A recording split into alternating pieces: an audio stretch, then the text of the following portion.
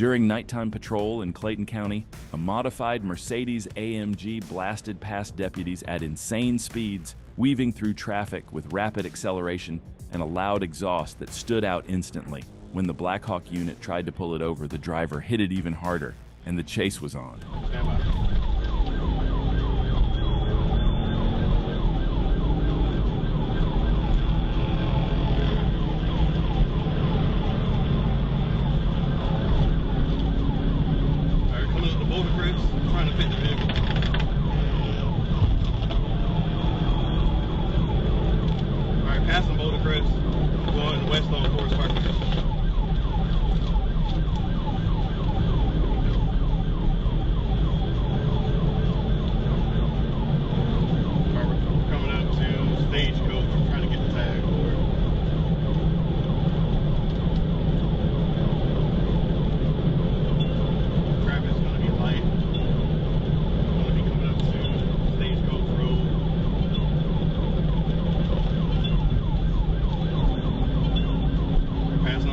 Despite the AMG's power, the Black Hawk deputy showed real skill, managing to stay with the Mercedes through side roads, neighborhoods, and highway stretches. Every time he closed in, the Mercedes found another burst of speed. Yeah, I'm trying to get on the bumper right now. All right, stand by. His tire is going flat to right now.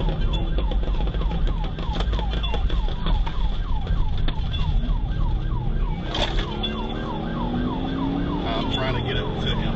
I can end it if I can get up to him. I'm right on his bumper. I'm trying to get up on his driver's side. It's going to be 675 north from Forest Park.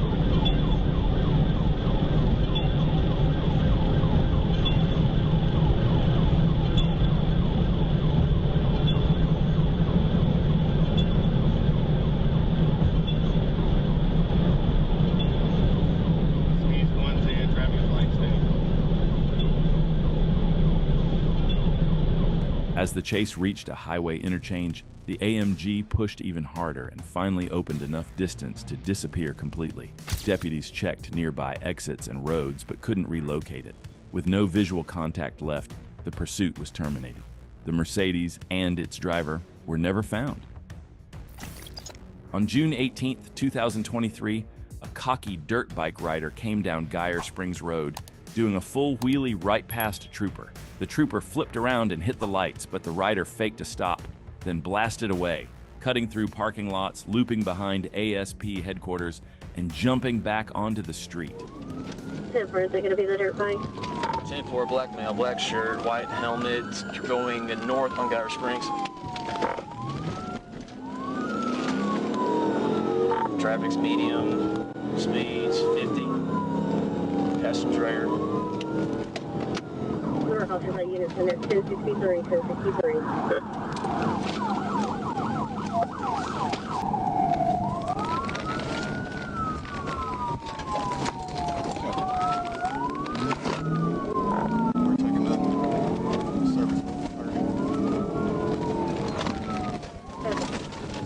After darting through streets and parking lots, the rider took the chase onto the interstate. By then, 5 ASP units had joined in, and the guy was riding with so much confidence it felt like he was taunting all 5 of them on a dirt bike.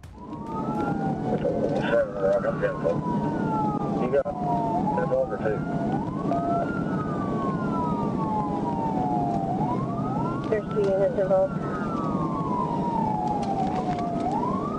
There's 3 units.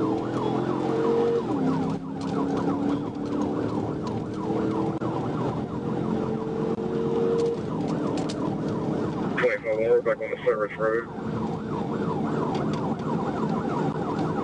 10-4.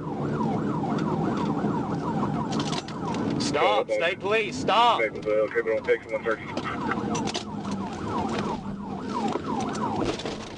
That's my contact.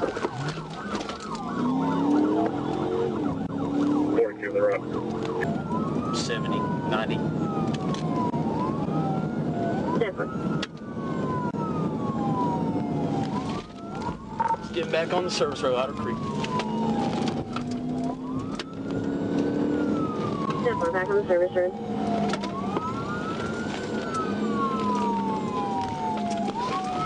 Go break that parking lot.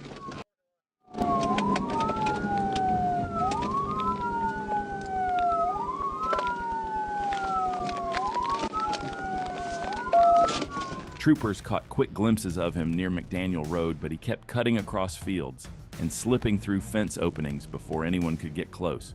Riding into oncoming lanes finally forced units to break off. One thing was crystal clear: this guy knew what he was doing, and he had some real skills. He outmaneuvered everyone and vanished without leaving a single clue.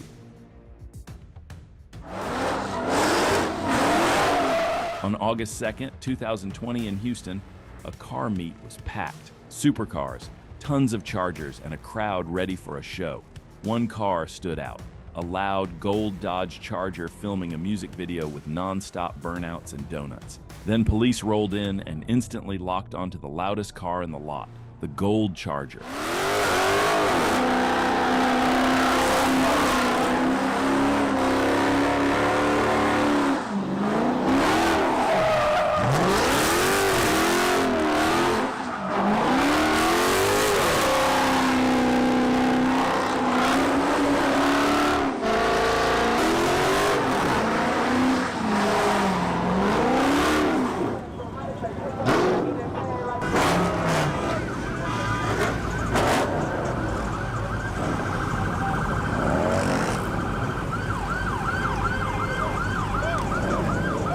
Instead of stopping the show, the driver pushed it even harder.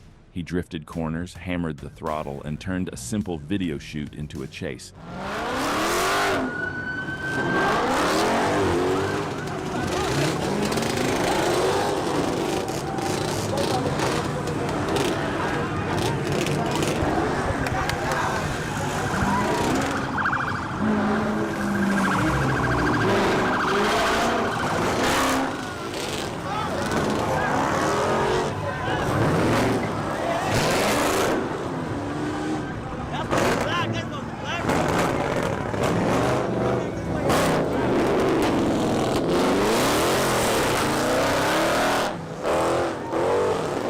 Once he hit the highway, that 6.4-liter Hemi came alive and more police units jumped in.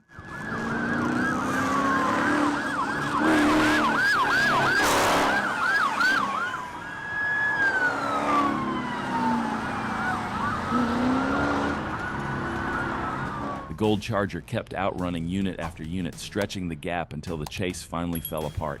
For everyone who stood there watching, that car instantly became the hero of the moment, the one they'd be talking about long after the smoke cleared. And craziest of all, the driver was never found. Maserati was pulled over for speeding, and what seemed routine changed fast. The trooper smelled weed, spotted an open whiskey bottle and a vacuum-sealed bag in a half-unzipped backpack, and saw the driver shaking badly. He wrote down his name, but gave a fake birthday, so the trooper used the fingerprint scanner. The moment the real identity popped up, the driver sprinted to the Maserati, fired up its 425 horsepower, and launched onto the interstate.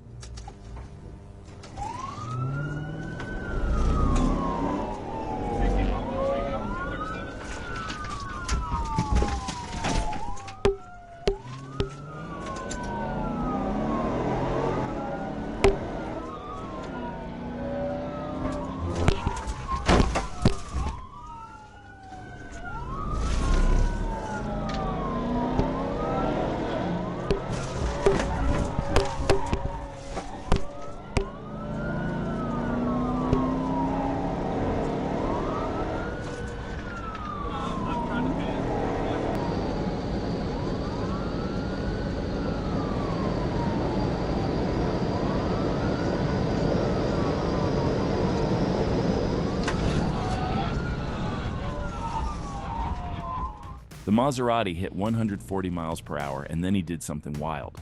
An unexpected lightning-fast dive on exit 27 at full speed. The trooper didn't expect it, but he reacted instantly and took the exit too. Even then, that Maserati created a huge gap in seconds, pulling away like a jet. But despite the distance, the trooper stayed locked in and quickly found him again.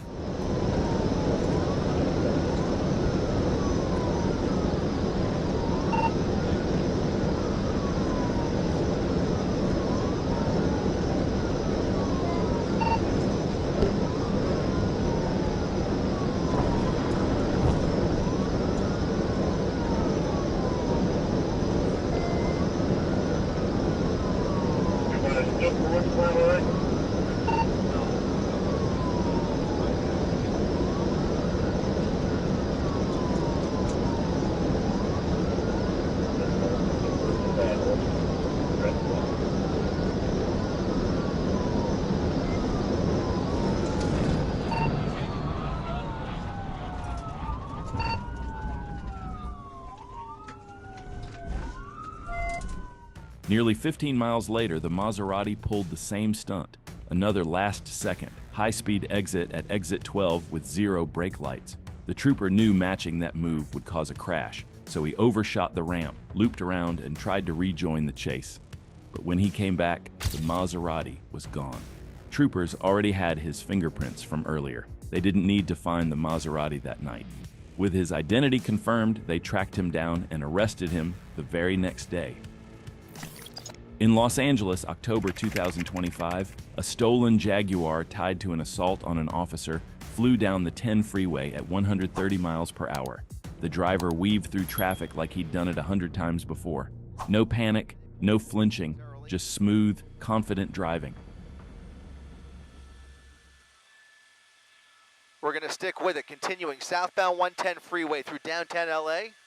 Next interchange is going to be the 10 freeway, doing about 90 miles per hour, flying. This guy is flying past everybody, now upwards of 100, pushing 100 miles per hour. Southbound 110 freeway, coming up on the 10 in just about 10 seconds. Even with heavy traffic, the driver pushed the Jaguar close to 150 miles per hour, slicing through cars like they were standing still. The helicopter never lost him, but he was making the ground units work for every second. They let it go. He made his way into downtown LA, got on the 101 freeway, then sped right through downtown LA, off the freeway, got onto the 110 freeway just a few moments ago, and again, flying at upwards of 100 miles per hour southbound on the 110 freeway. They lost him momentarily. Now, as I mentioned, that helicopter has a visual once again, but right now there's nobody behind this Jaguar. Now, we believe it's a stolen Jaguar. We know there's obviously a driver in there, but unclear whether there's anybody else in there with him at this point. But he's trying to squeeze through. Going to squeeze through here. Uh-oh. Whew.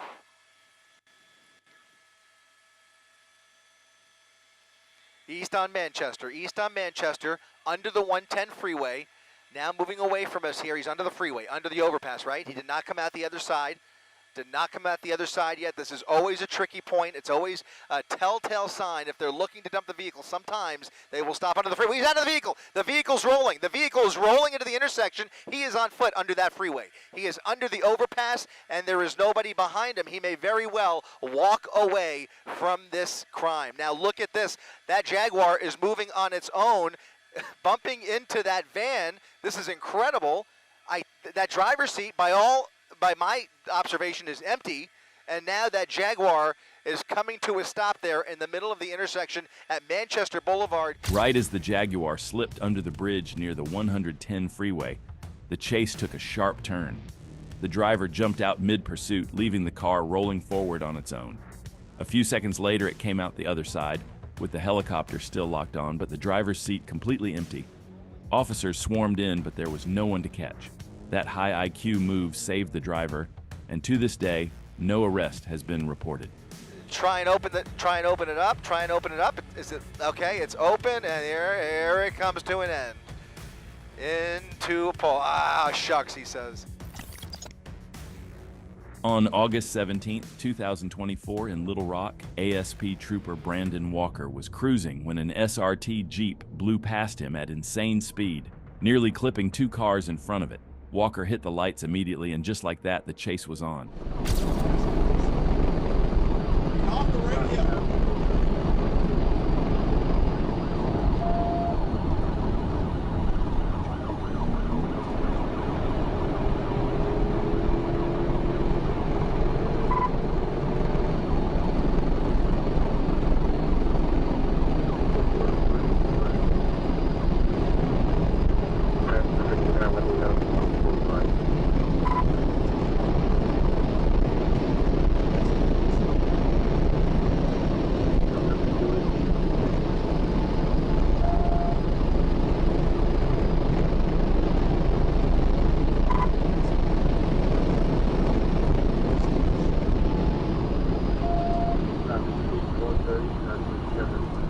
The SRT Jeep pushed 150 miles per hour in a 65, blasting through reds and dodging traffic at ridiculous speeds. Walker struggled to close the gap, but never lost sight of him.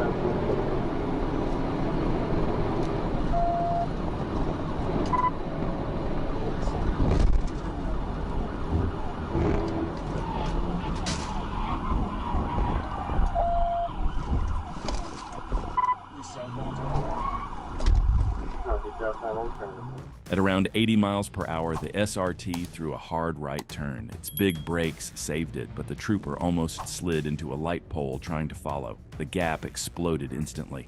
With storm lightning hitting Little Rock, Walker pushed back up to 100 miles per hour, searching for the Jeep, but it was already long gone. On June 5th, 2024, in Miami-Dade, Florida, officers spotted a male and a female biker flying north on Northwest 2nd Avenue. They locked onto the female rider thinking it would be a quick, easy traffic stop. But oh boy, they were so wrong. It took 5 patrol units and a helicopter to finally bring her down. Whoever's on this lake up in front of me, and have one motorcycle behind you, which is the female.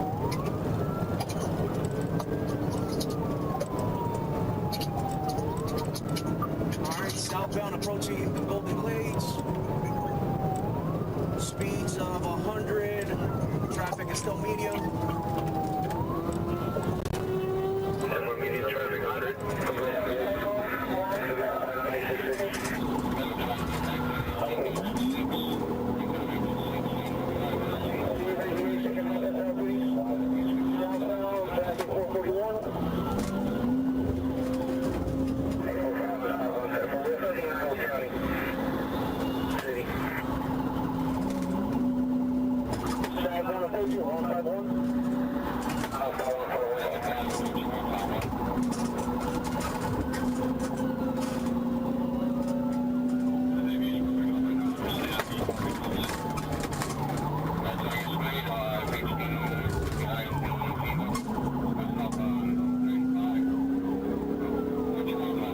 She was dominating the road, slicing between cars with just inches to spare, and tearing down Interstate 95 at 90 to 110 miles per hour. She blew through exits, red lights, and even went the wrong way on Northwest 7th Avenue, turning Miami traffic into her personal racetrack while patrol units scrambled to keep up. Stay tight, get in front of me.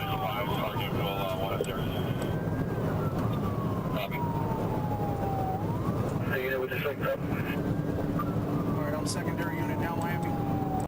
Southbound, passing 125.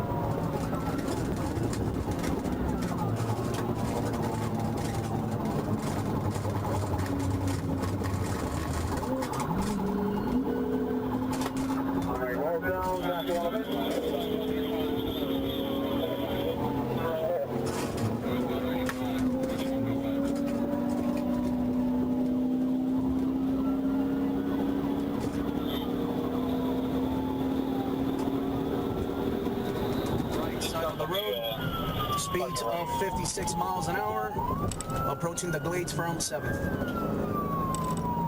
Pushing the Glades from 7. Signal total whiskey, the subject. Troopers on the right side. All right, we are approaching the Parker right now, and she is just going 40 miles an hour. All right, 23 in direction travel now.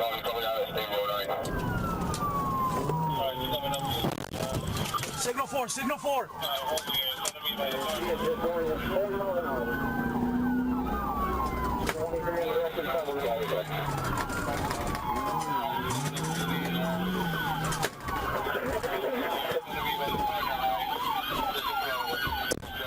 She made a hard, evasive turn and rammed a patrol SUV, flipping off the bike. She hit the pavement hard and was rushed to Aventura Hospital.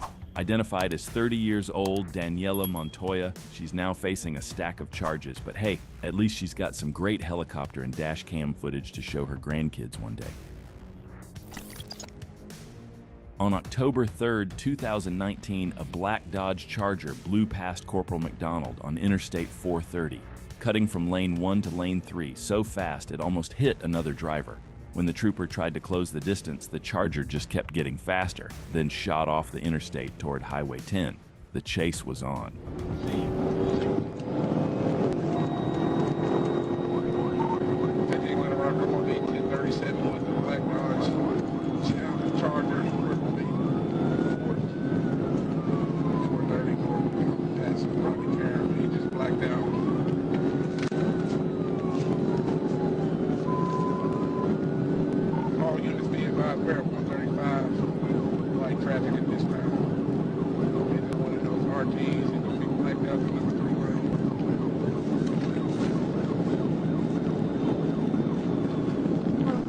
It looked like he's going to be taking the Cantrell exit. Cantrell exit. Stand by.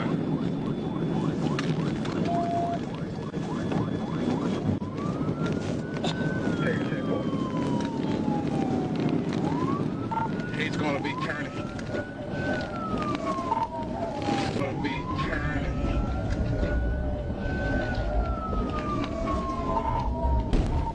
We're westbound on Highway 10. Westbound on Highway 10. He's still blocked out.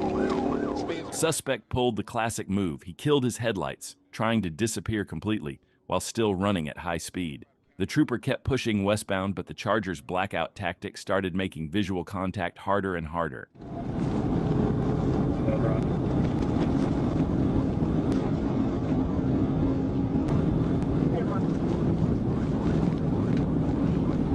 He's still westbound, passing. Near Highway 10 and Taylor Loop, the Charger's wild driving and no lights maneuver finally worked. The trooper lost sight completely. Surrounding agencies were notified, but the car never resurfaced. The driver was never identified, disappearing into the night like a ghost. On May 27, 2024, a gray Kia Stinger came flying down the interstate and blew past Trooper Dobbins at a speed that didn't even look legal. The trooper pulled out and lit him up, but the driver just accelerated harder, making it clear he wasn't stopping.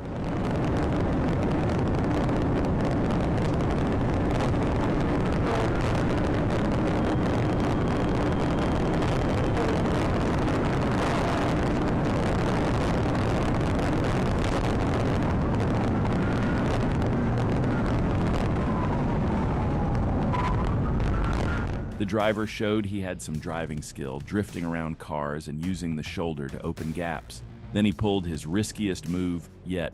He killed all his lights and pushed the Stinger to around 130 miles per hour, disappearing in and out of traffic and making it nearly impossible for troopers to judge where he was going next.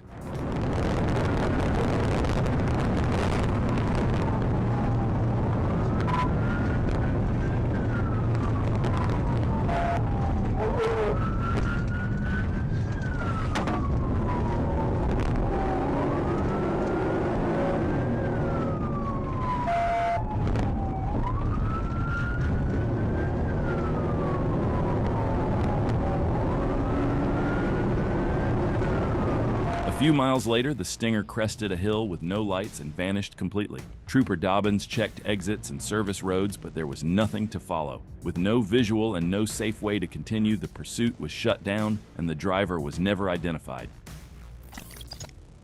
On June 21, 2025, a white Dodge Challenger driven by Nicholas Charles blew past Trooper Dunham at over 80 miles per hour, with Kebron McFarland, a passenger wanted on multiple felonies, riding along. The Challenger hit 150 miles per hour on US 61, passing cars on the shoulder with zero hesitation. Dunham locked in. The chase was on.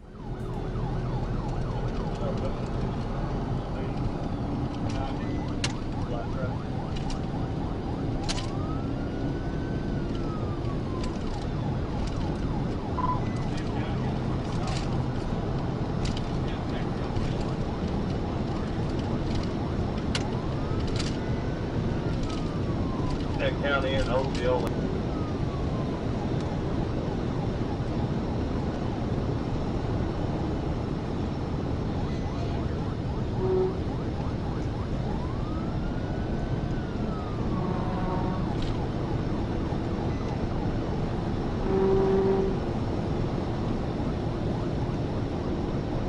Three to 35 update.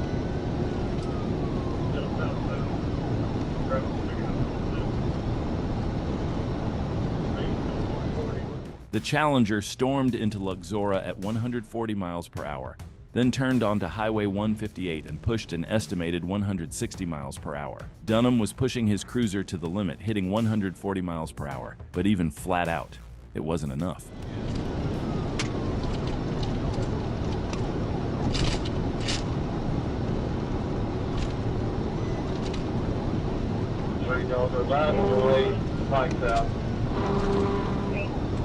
After 5 miles with no visual, Dunham ended the pursuit. A few minutes later, another unit briefly spotted the Challenger in Crittenden County, but it vanished again. Warrants went out immediately. Charles, the driver, turned himself in 2 days later. McFarland, the passenger with multiple felony warrants, is still missing and wanted.